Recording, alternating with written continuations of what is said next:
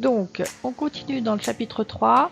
Après avoir vu le fonctionnement des comptes, débit, crédit majoritairement, on va voir les conditions de forme. On va voir en particulier le plan de compte, c'est-à-dire à quoi ressemble un compte, quels sont les éléments clés, et donc comment fonctionne la numérotation des comptes.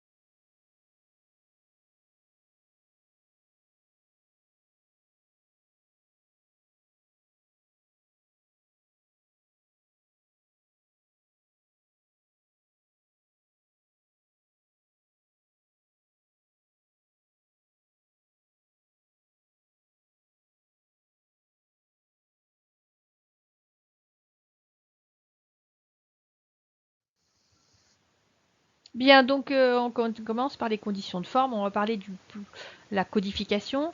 Un document qu'on va vous distribuer, c'est une photo ici de ce qu'on va vous distribuer. C'est un petit accordéon. Et comme ça, absolu, je vais vous expliquer comment ça fonctionne. Donc si on regarde comment ça s'appelle, vous allez tous dire, bah, c'est le plan comptable général. Non, en fait, le plan comptable général, c'est ce qu'on a vu précédemment, c'est le PCG. Je vous rappelle que c'est un recueil de normes comptables. Il est en ligne et c'est des textes qui sont rédigés. Pourquoi il y a marqué PCG alors sur ce document? Mais en fait, c'est du marketing. Et si on regarde un peu plus près, c'est la liste intégrale des comptes qui est intégrée dans le plan comptable général. Donc en fait, c'est une liste de comptes. Et d'un point de vue marketing, on a décidé de l'appeler plan comptable général PCG, ce qui est beaucoup plus rapide à tout le monde pour s'en souvenir. Bon alors, ce document, vous avez l'autorisation de le garder et l'obligation de le garder avec vous à chaque fois que vous faites la comptabilité, mais surtout vous aurez le droit de l'avoir avec vous en évaluation, donc c'est pas la peine d'apprendre par cœur tout ce qu'il y a écrit dedans, surtout que si vous regardez, c'est un petit peu coton. Alors, on va rester déjà sur la première page. Dans ce document, en fait, on a la liste des comptes. Ces comptes sont classés, sont numérotés dans un premier temps, ils sont numérotés et ils sont classés. Ils sont classés en 8 classes. Ces 8 classes, vous les retrouvez ici au début de votre plan comptable général. Vous devez apprendre par cœur ces 8 classes, même si c'est marqué sur votre plan de compte, sur votre liste des comptes, vous devez apprendre ça par cœur. Pourquoi vous devez l'apprendre par cœur? Parce que c'est une perte de temps si vous devez réfléchir ou vous devez trouver le nom de la classe. Donc pour gagner du temps, et un comptable, il gagne du temps, vous devez apprendre ces classes par cœur. Il faut savoir que cette codification, cette numérisation des comptes, elle n'existe pas dans tous les pays. Elle est elle est issue de la normalisation comptable française. Elle a été développée en même temps dans le PCG, hein, vous vous souvenez, 1940, et elle a été développée dans l'objectif en fait d'améliorer la productivité du comptable, parce que retenir un numéro de compte, c'est beaucoup plus facile que retenir un intitulé de compte. Donc pour des effets de productivité, on a numéroté les comptes. Et donc, toutes les entreprises doivent respecter ces conditions de forme en comptabilité française, c'est-à-dire doivent nommer et numéroter les comptes de la même manière. C'est-à-dire qu'une entreprise qui va tenir son compte banque en France, son numéro de compte, quelle que soit l'entreprise en France, commencera toujours par le numéro 512. Vous allez l'apprendre, ne vous inquiétez pas. Et donc, cette codification, elle est en France, elle est en partie en Allemagne, mais en Allemagne, elle n'est pas d'application obligatoire. On va la retrouver en Belgique, en Espagne, parce qu'ils ont copié, ils sont fortement inspirés de notre PCG, donc ils ont repris la numérotation. Mais typiquement, dans les comptabilités anglo-saxonnes, Grande-Bretagne, États-Unis, Nouvelle-Zélande, c'est quelque chose qui leur est totalement inconnu et il n'y a pas au niveau d'un pays une codification qui est proposée à toutes les entreprises et qui est identique. Et donc, dans ces pays anglo-saxons, comme nous, ils ont des logiciels comptables, comme nous, le fait de rentrer un numéro permet de gagner du temps, et donc ils ont des codifications, des numéros de compte qui sont spécifiques à chaque entreprise. C'est-à-dire que le comptable, quand il change d'entreprise, il ne va pas forcément retrouver les mêmes numéros de compte, donc il va avoir un petit temps d'adaptation, c'est pas très facile. Heureusement pour vous, on n'a pas ce cas de figure-là en France. Donc, 8 classes de compte, on va parler de ces 8 classes de compte rapidement. Je vous rappelle que vous devez les apprendre par cœur. Donc, on va les lister pour que ça rentre. Donc, classe 1, compte de capitaux. Classe 2, compte d'immobilisation. Classe 3, compte de stock et en cours. On ne le verra pas avant le second semestre. Classe 4, les comptes de tiers. Classe 5, les comptes financiers. Classe 6, les comptes de charge. Classe 7, les comptes de produits. Et classe 8, les comptes spéciaux. Alors, on ne parlera pas du tout des comptes spéciaux, la classe 8. C'est quelque chose qui est utilisé dans la comptabilité des groupes et donc c'est pas du niveau de DUT et c'est assez spécifique. Ça va être des classes qui sont utilisées dans le cas de comptabilité compte consolidé et spécifique à chaque entreprise. Donc nous, on va s'intéresser aux 7 classes de comptes, 1, 2, 3, 4, 5, 6, 7. Comment elles s'organisent? Alors, évidemment, elles sont numérotées, donc on va avoir tendance à les classer dans cet ordre-là. Les classes 1, 2, 3, 4, 5, ce sont des comptes que l'on va retrouver dans l'état financier qui est le bilan. Et les classes 6 et 7, ce sont des comptes qu'on appelle des comptes de gestion qui, eux, on va les retrouver dans le compte de résultat. Quand on a présenté le compte de résultat, on l'a présenté avec 2 colonnes, une colonne à gauche charge, une colonne à droite produit. On a gardé au niveau de la normalisation comptable cette représentation du compte de résultat avec une classe spécifique 6 pour les charges et une classe spécifique pour les produits 7. Voilà, donc à apprendre par cœur. Cette numérotation, il faut un petit peu comprendre comment ça fonctionne. Donc, je vous invite à prendre votre plan de compte, à l'ouvrir et à l'ouvrir au niveau de la classe 2. Voilà, normalement, vous avez la classe 2 qui est ouverte. Alors, comment ça fonctionne? Si vous regardez, en fait, on a des comptes qui sont écrits en noir-gras, des comptes qui sont écrits en bleu, des comptes qui sont écrits en noir. Alors, on ne va pas parler des comptes en majuscules. Et en fait, on a 3 systèmes de numérotation dans ce plan de compte, dans cette liste intégrale des comptes. Alors c'est indiqué aussi au début de votre plan de compte, vous regarderez, on en reparlera un petit peu en télé. On a 3 niveaux d'exigence en fonction de la taille d'entreprise. Plus l'entreprise est grande, plus on va demander d'avoir une numérotation des comptes précise et donc avec de nombreux chiffres. Le système le plus petit, c'est ce qu'on appelle le système abrégé et c'est écrit en noir gras. Donc, j'ai fait une petite photo de mon plan de compte. Voilà, si je regarde ici ma photo, j'ai ici un compte 201, c'est écrit en noir gras. Et si regardez, on descend un petit peu, donc là c'est du bleu, là c'est du noir, et voilà. 206, droite au bail, on retrouve du noir gras. 207, fonds commercial. Et 208, autres immobilisations incorporelles. Donc ça, c'est le niveau abrégé, c'est le niveau de détail le plus petit que l'entreprise peut respecter. Si l'entreprise est d'une taille normale, on va lui demander de respecter le système de base. Et c'est celui qu'on va utiliser ensemble qu'on vous demande de respecter pour les évaluations. Dans le système de base, on va garder les comptes qui sont écrits en noir gras et on va rajouter les comptes qui sont écrits en noir non gras. Donc ça, c'est le système de base. Donc quand vous devrez passer des écritures comptables, on va voir à la suite, on en a déjà parlé au journal, on vous demandera d'aller chercher les numéros de compte qui sont en noir, soit noir gras, soit noir simple.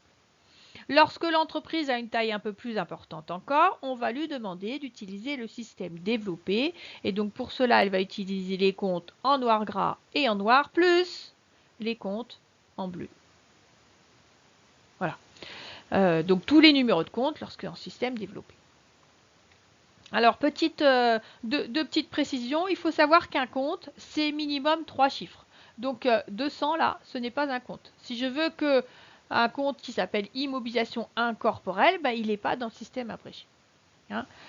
Vous verrez qu'on peut, par exemple, dire 200 immobilisation incorporelle. Mais ça n'apparaît pas dans le plan de compte. Donc ça, c'est la première chose. Un numéro de compte, c'est forcément 3 chiffres. La deuxième chose, on se rend compte que plus on rentre dans le détail, plus on rajoute des chiffres. Le fait de rajouter des chiffres permet d'augmenter le détail. Hein, je rentre, c'est-à-dire que dans mon compte 201, j'ai le compte 211, dans le compte 212, j'ai le compte 212.1, etc., etc. Donc plus je rajoute des chiffres, plus je rentre dans le détail et chaque catégorie rentre l'une dans l'autre. Ça, c'est ce document-là, ce plan de compte, cette liste intégrale des comptes, c'est le minimum exigé par l'administration comptable pour tenir ses comptes. Mais l'entreprise va d'elle-même développer son propre plan de compte. Et elle a la possibilité sur son plan de compte de rajouter autant de chiffres qu'elle veut pour avoir un maximum de détails. Par exemple, si je prends un compte 213, ici, frais d'augmentation de capital, et d'opérations diverses. Imaginons, je suis dans une entreprise où j'ai des frais d'augmentation de capital pour fusion, des frais d'augmentation de capital pour scission, des frais d'augmentation de capital pour changement de forme juridique. J'en ai plusieurs et je voudrais garder trace de chaque frais d'augmentation de capital. Et dans ce cas-là, j'ai la possibilité de créer un compte 213, par exemple 01, 02, 03, donc 3 sous-comptes avec chaque catégorie de frais d'augmentation de capital. Donc, ce qu'il y a indiqué dans le plan de compte, c'est le minimum, mais chaque entreprise va développer son plan de compte. La base, c'est celui-là, et elle va pouvoir rajouter autant de numéros de compte qu'elle veut, et elle va les rajouter en rajoutant des chiffres. Voilà pour l'explication de la numérotation qu'il y a dans votre plan de compte. Alors, je vous ai dit, cette numérotation, elle a été développée pour gagner en productivité et donc on a essayé de développer des règles de codification qui permettent de gagner cette productivité. Je ne vous demande pas de les apprendre par cœur, on les reverra un petit peu au fur et à mesure. Je vous les donne juste comme ça que vous vous rendiez compte. Donc on a dit, lorsqu'on met un 0, c'est un compte de regroupement. Nous verrons assez rapidement, lorsqu'il y a un 9 qui est en terminale, qui est en troisième position particulièrement, c'est un compte qui fonctionne à l'inverse. Hein, c'est-à-dire que par exemple, un compte d'achat, c'est un compte qu'on va débiter. Et si je prends un compte d'achat et que je mets un 9, ben, c'est un compte que je vais créditer. On a dit classe 6, c'est les charges. Si j'ajoute un 6 à ces charges, donc si je prends le compte 666, ce sont des charges financières, 660 charges financières. Si 7, c'est produit 76, c'est 760, ce sont des produits financiers. Donc le 6 donne le caractère financier. De la même façon, le 7 va donner un caractère exceptionnel. On verra au second semestre, un 8 en deuxième position, c'est de l'amortissement. Un 9 en deuxième position, c'est de la dépréciation. Voilà. Donc, c'est des codifications qui vont vous permettre d'apprendre plus rapidement les numéros de compte. C'est surtout l'apprentissage qu'on va faire dans ce semestre, le fait qu'on va voir un certain nombre de comptes qui fait que vous allez apprendre le fonctionnement des comptes et à force d'utiliser des comptes qui vont revenir assez souvent, vous allez voir que naturellement, sans faire d'efforts, et on vous demande surtout pas d'en faire, il y a des numéros de compte que vous allez vous servir régulièrement et que vous allez apprendre par cœur sans même vous en rendre compte. Alors, une fois qu'on a ça, donc ça va nous permettre de faire un document au jour le jour, qu'on va voir un petit peu après. Donc, avant de revenir sur l'explication des documents qu'on va faire, on va lister un petit peu ces documents. Il faut que vous connaissiez l'ordre d'établissement de ces documents, les liens entre ces différents documents, pour comprendre un petit peu comment travaillent les entreprises avec leurs documents comptables. Alors, ce qui se passe, c'est que tout au long de l'année, l'entreprise va enregistrer chronologiquement l'ensemble des opérations qu'elle va faire. L'ensemble de ces enregistrements, ça s'appelle des écritures comptables. Donc ça, c'est un terme que vous devez connaître. C'est-à-dire que lorsqu'on enregistre des opérations dans des comptes, on passe ce qu'on appelle des écritures comptables. Et donc là, on va passer des écritures comptables régulièrement durant une période dans un document, comme c'est des enregistrements périodiques, dans un document qu'on a appelé le journal. Donc vous devez savoir que le document où on enregistre chronologiquement toutes les opérations de l'entreprise, ça s'appelle le journal. Et on découpe la vie de l'entreprise en des périodes de 12 mois généralement. Et donc ces périodes d'entreprise, ça s'appelle des exercices comptables. Donc ces écritures comptables, on va les passer tout au long d'une année pendant un exercice comptable dans un document qui s'appelle le journal. Donc ça, c'est tout au long de l'année. Lorsqu'on arrive à la clôture de l'exercice, à la fin de l'exercice, au bout des 12 mois, on va reprendre l'ensemble des soldes des comptes qu'on a utilisés. Là, on va reprendre deux informations et les totaux, l'ensemble des sommes qui ont été débitées ou créditées pour chaque compte et les soldes. Et donc, on va faire un autre document qu'on appelle cette fois-ci, on en a parlé très rapidement en introduction, qui s'appelle cette fois-ci le grand livre. Dans le journal, les opérations étaient classées par ordre chronologique, donc par date. Dans le grand livre, on va utiliser la nature des comptes. Grosso modo, on va utiliser les numéros de compte et on va tout reclasser par numéro de compte, en commençant par le 1 et en finissant par le 799. Une fois qu'on a fait ce grand livre, c'est encore un grand document avec plein d'informations. On ne va récupérer de ce grand livre que les soldes. Et avec ce document, avec ces soldes, on va faire un troisième document, donc toujours à la fin de l'exercice comptable, à l'inventaire, on va faire une balance. Donc vous remarquez que ce document, cette fois-ci, on réduit le nombre d'informations à disposition, on ne prend que des soldes, c'est-à-dire une synthèse de chaque compte. Et de cette balance, on va établir les états financiers, à savoir le bilan, le compte de résultat et les annexes, qui forment un tout indissociable. C'est ce qui est dit dans l'article du Code de commerce, bilan, compte de résultat et annexe comme un tout indissociable. Donc voilà ce qu'on va apprendre à faire durant cette année. On va beaucoup travailler sur le premier document, puisque ce premier document, il est à l'origine de tous les autres. Alors, ce premier document, on a dit qu'il s'appelait le journal. Voici à quoi il ressemble. Donc, première chose, on a des colonnes, deux colonnes à gauche, une grosse colonne au milieu et deux colonnes à droite. Les colonnes à gauche, c'est les numéros de compte. Numéro de compte à gauche, débité. Numéro de compte à droite, crédité. À droite, les montants. Le montant qui est débité dans la colonne montant débité, le montant qui est crédité dans la colonne crédité. C'est un petit peu différent des comptes tentés, mais c'est un petit peu le même fonctionnement, sauf que plutôt que d'avoir un compte où on débite et un compte où on crédite, dans une même écriture comptable, ici ça s'appelle une écriture comptable, on va avoir et les débits et les crédits. C'est bon ? Alors, quelles sont les informations importantes à voir dans ce journal? Donc, j'étais un petit peu loin. Voilà une autre façon de présenter. Hein, une autre façon de présenter le journal où cette fois-ci j'ai enlevé les deux colonnes à gauche et j'indique dans la même colonne ici le numéro de compte et l'intitulé du compte. Alors, dans le vocabulaire à connaître, je vais vous l'afficher et vous devez l'apprendre par cœur et pas confondre. On a donc le numéro de compte. En face du numéro de compte, on a ce qu'on appelle un intitulé de compte. Cet intitulé de compte, c'est celui qu'il y a écrit dans votre plan de compte, dans votre accordéon là. Donc vous ne devez pas les apprendre par cœur.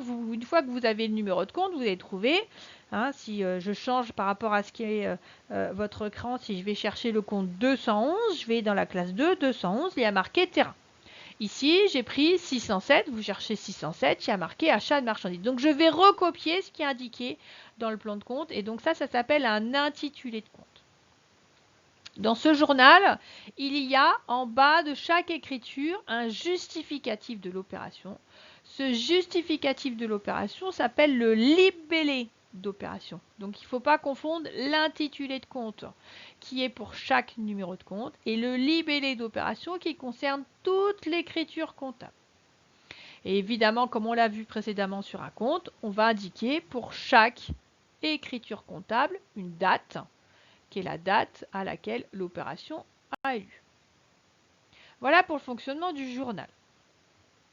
Alors pour le message, il est nécessaire de s'entraîner. Donc il va y avoir le TD, mais il faut s'entraîner un petit peu avant le TD pour être assuré. Donc je vous montre ici un exemple qui est fait à minima. C'est-à-dire que je n'ai pas été chercher les numéros de compte, on ne les a pas appris, on les apprendra au fur et à mesure en TD. Donc pour le moment, on va commencer à travailler sans beaucoup de numéros de compte ou des simples. Donc ce premier exercice, on le fait sans numéro de compte. Et moi, je vous mets un exercice corrigé, mais corrigé un peu schématiquement. Hein. Donc voici, vous pouvez faire pause sur la vidéo. Et donc l'exercice que je vous demande de faire là, c'est chaque opération donne lieu à une écriture comptable et donc essayez de trouver qu'est-ce que vous mettriez pour chaque écriture comptable. Ne vous inquiétez pas, hein, l'idée c'est de réfléchir et au fur et à mesure des TD, on va vous réapprendre tout ça à faire. Donc par rapport à cet exercice-là où on est chez Monsieur Grégoire, il crée une entreprise commerciale et vous avez un certain nombre d'opérations qu'il a fait tout au long de l'année. Ça commence le 2 janvier, ça commence le 31 décembre. Donc je vous montre juste ce que ça donne, que vous ayez une vision d'un journal, une vision simplifiée d'un journal. Donc à partir de ces opérations-là, voici ce que j'ai dans mon journal. Hein, donc vous regardez ici, comme je n'ai pas mis numéro de compte, je n'ai pas mes deux colonnes numéro de compte, mais j'ai bien la date, banque et débité, capital et crédité, et je n'ai pas mis de libellé d'opération. Par contre, c'est ce qu'on fera de façon très précise en TD. Hein, mais comment on lit? Si je prends par exemple cette écriture comptable-là, elle a lieu le 15 mai. Je débite pour 100 000 euros achat de marchandises, je crédite pour 100 000 euros fournisseur FB. Voilà, donc voilà à quoi ça va ressembler. On reviendra dessus en TD de façon très très précise et avec beaucoup plus de temps. Une fois qu'on a fait ce journal, on a dit on fait le grand livre. En fait, le grand livre, il s'agit de reprendre toutes les opérations qu'on a faites, mais on change l'organisation. Plutôt que de les organiser par ordre chronologique, on va les organiser par numéro de compte. Et en fait, ce grand livre, c'est les comptes en T qu'on a fait précédemment en termes d'apprentissage. Ça veut dire quoi un compte en T? Voilà, je remets les exemples qu'on a vus ensemble. Hein, ça vous rappelle peut-être quelque chose. Donc, ce n'est pas tout à fait les mêmes chiffres, mais ici, j'ai bien un compte en T. Hein, j'ai mon T qui est ici. Et donc, je regroupe tout ce que j'ai pu mettre dans mon journal. Je le regroupe par nature de compte. Je vais mettre tous les débits, tous les crédits. Et pour chaque compte, je vais calculer des soldes. Donc là, je ne l'ai pas fait pour tous, mais voilà à quoi ça ressemble, grosso modo, à un grand livre. Et donc, pour que votre vision soit complète, je vous mets également la suite de notre entreprise Grégoire. J'ai repris les données du journal. Et voici mon grand livre. Mon grand livre, j'ai donc classé l'ensemble des opérations Par contre, alors ici, j'ai un petit peu avancé sur le travail, j'ai mis les classes de comptes, et donc je mets dans mon grand livre les comptes de la classe 1, de la classe 2, 3, 4, 5, 6, 7. Voilà, et ça c'est mon grand livre. Évidemment, aujourd'hui informatisé, ça n'a pas tout à fait cette forme-là, mais on se rend compte que ça prend de la place, on retrouve les mêmes informations qu'on avait dans le journal, mais elles sont organisées différemment. Troisième document comptable qu'on fait, on va récupérer de chaque compte le solde. Et ces soldes-là, on va les mettre dans la balance. Voici ce que ça donne. Donc j'ai récupéré le total des débits en fait et le total des crédits. Et j'ai récupéré les soldes. Donc ici c'est total. Et ici c'est solde. Soit débiteur, soit créditeur. Donc ici, je me retrouve avec un document très synthétique.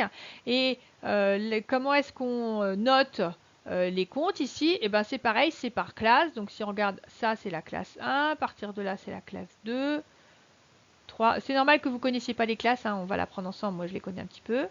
Voilà. Là, on est à 5. Là, on est à 6. Et là, on est à 7. Donc, on les a bien classés par ordre des numéros de compte. Bien, alors, on a fait l'essentiel du travail, mais en fait, le journal, il reste dans l'entreprise, le grand livre, il reste dans l'entreprise, la balance reste dans l'entreprise. C'est seulement les états financiers de synthèse, à savoir bilan, compte de résultats et annexes, qui vont être diffusés. Et donc, on va partir de cette balance pour établir ces états financiers de synthèse. Voilà, donc je l'ai présenté un petit peu différemment. Je vous ai mis cette fois-ci les numéros de compte. C'est un autre cas, c'est un autre exemple. Et donc, voici une balance avec les numéros de compte. Alors, tous les numéros de compte. Voilà, j'avais pas de place, mais voilà, je mets bien par ordre de numéro de compte de 1 à 7. J'ai pas beaucoup de place, ça ne tenait pas, soit lisible. Alors, qu'est-ce qu'on va faire lorsqu'on a cette balance? On n'a pas dit, mais je vous le dis, pardon. On va dissocier les comptes. On a vu dans la classification des comptes, on a dit on a des comptes de bilan. 1, 2, 3, 4, 5. Et on a des comptes de gestion 6 et 7. Et donc, on va découper notre balance en deux, avec d'un côté les comptes 1, 2, 3, 4, 5. De l'autre côté, les comptes 6 et 7. La première partie de 1 à 5, ça va nous servir à construire le bilan. Et la deuxième partie, les comptes 6 et 7, ça va nous permettre de construire le compte de résultat. Sachant qu'on a dit, les annexes, c'est une explication de texte, c'est une explication des méthodes. Il n'y a pas dans l'annexe d'informations issues de la balance, c'est des informations complémentaires. Alors, voici l'objectif auquel on veut aboutir, le bilan. Je vous montre un bilan simplifié. Vous devez connaître par cœur le fonctionnement d'un bilan simplifié, toutes les rubriques. Alors, on va voir ensemble. Donc, j'ai un bilan. Mon bilan, il possède, je ne fais pas très droit, 2 colonnes. À gauche, l'actif. À droite, le passif. Cet actif, il représente ce que l'on a. Le passif, il représente ce que l'on doit. Et donc, dans cet actif, on a d'une part l'actif immobilisé. Cet actif immobilisé, il est durable, il est immobile, entre guillemets. Et on a l'actif circulant, et lui, il va durer moins d'1 an. Il va être normalement consommé durant la période. On verra un petit peu plus tard le fonctionnement d'un bilan. Là, je vous explique les grandes masses. Et puis, dans ce bilan simplifié au passif, on a ce qu'on appelle les capitaux propres. Ces capitaux propres, c'est ce qui appartient aux propriétaires, aux actionnaires. Et on a ensuite les dettes de l'entreprise envers les tiers. Voilà, donc à apprendre par cœur, on reviendra dessus sur le fonctionnement du bilan et du compte de résultat, comment c'est construit. Alors, je suis à ma balance, qui est sur la gauche, et donc j'ai les comptes 1 à 5. Ces comptes ont soit un solde débiteur, soit un solde créditeur. Par construction et par habitude, je vous ai mis les croix.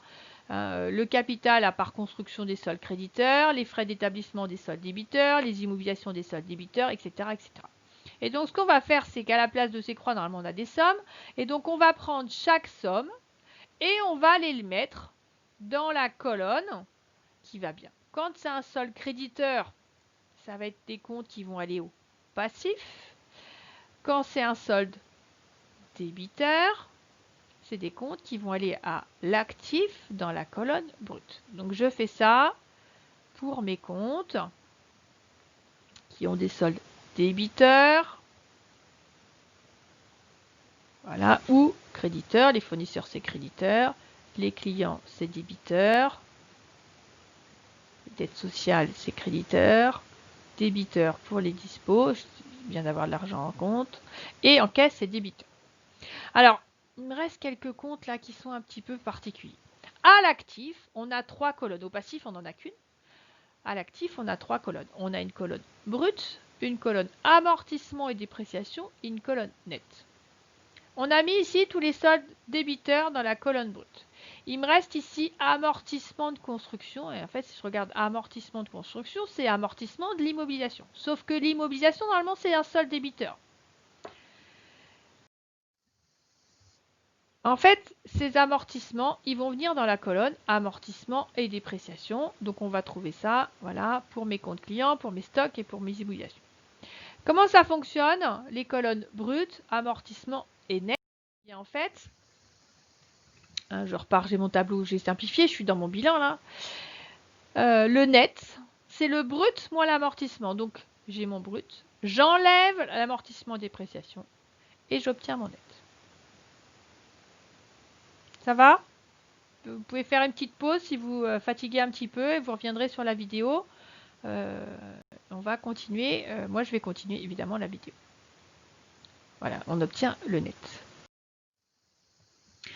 Pour finir le bilan, on va calculer le total général. Sauf qu'il faut que ce total général de l'actif soit égal au total général du passif. Pour cela, on va compléter, pour égaliser, la case résultat de l'exercice.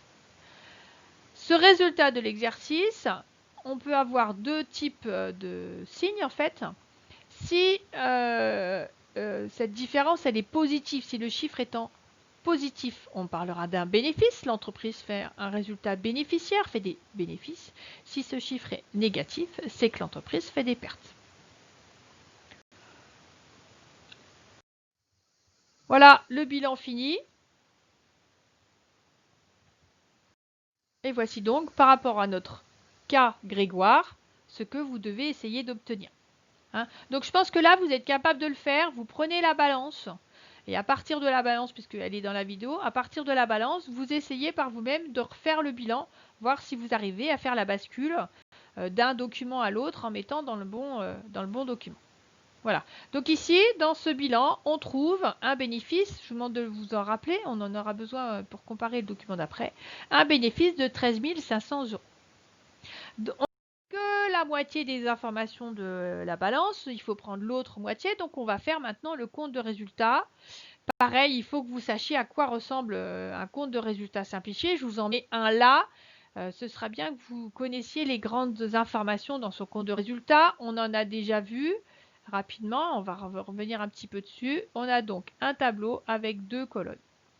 La colonne de gauche, c'est les charges. Vous devez apprendre que c'est les charges. Et la colonne de droite, c'est les produits. C'est un petit peu plus simple à apprendre. C'est un peu plus synthétique que le bilan. Au niveau des charges, on a trois types de charges. Les charges d'exploitation, les charges financières et les charges exceptionnelles. Et on va retrouver cette même typologie au niveau des produits avec des produits d'exploitation, des produits financiers et des produits exceptionnels.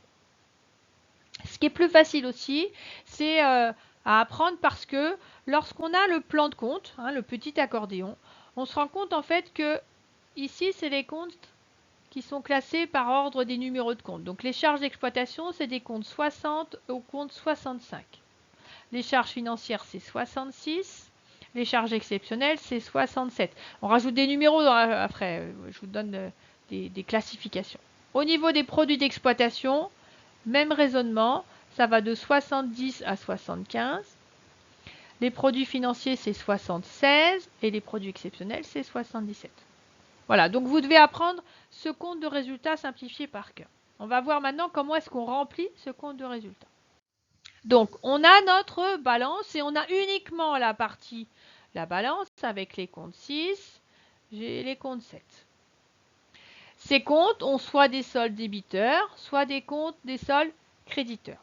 Logiquement, il devrait y avoir plutôt des comptes de la classe 6 qui ont des soldes débiteurs. Si on regarde ici, tout ça c'est débiteurs. Et des comptes de la classe 7 qui sont créditeurs. Alors on a deux exceptions. On verra ça au second semestre. C'est sur les variations de stock. C'est des comptes qui fonctionnent à l'inverse. On va voir ici ce que ça donne. Du coup, j'ai mon compte de résultat, charge à gauche, produit à droite.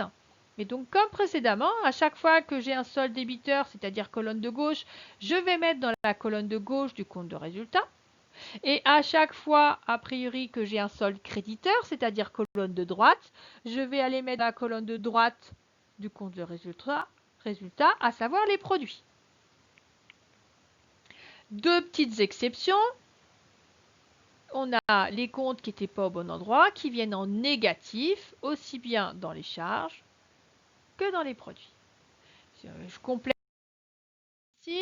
Donc voilà ce qu'on a fait. On s'est posé la question à chaque fois de mettre tout. Et donc on va calculer le total des charges et le total des produits. On va faire la différence entre les deux. On va calculer le solde. Ce solde, soit il va permettre de compenser les charges par rapport à produit, et donc on va l'inscrire ici dans la colonne charge, et dans ce cas-là, ce sera un bénéfice. Soit il va permettre de compenser les produits, c'est-à-dire qu'il n'y a pas assez de produits par rapport à charge, et donc on va l'inscrire dans la colonne produit, et dans ce cas-là, ce sera une perte. Donc si on reprend l'exercice Grégoire, qui était un bénéfice ici de 13 500 €. Je fais le total des charges 122 500, le total des produits 136 000. J'ai une différence entre les deux de 13 500. Je l'inscris en charge pour équilibrer les charges et les produits. Et donc on retrouve le bénéfice de 13 500 qu'on avait trouvé dans le bilan. Voilà pour cette vidéo. Ce que je vous propose, c'est de compléter cette vidéo avec deux petites vidéos sur l'explication du bilan et du compte de résultat. On se retrouve donc plus tard. Bon courage!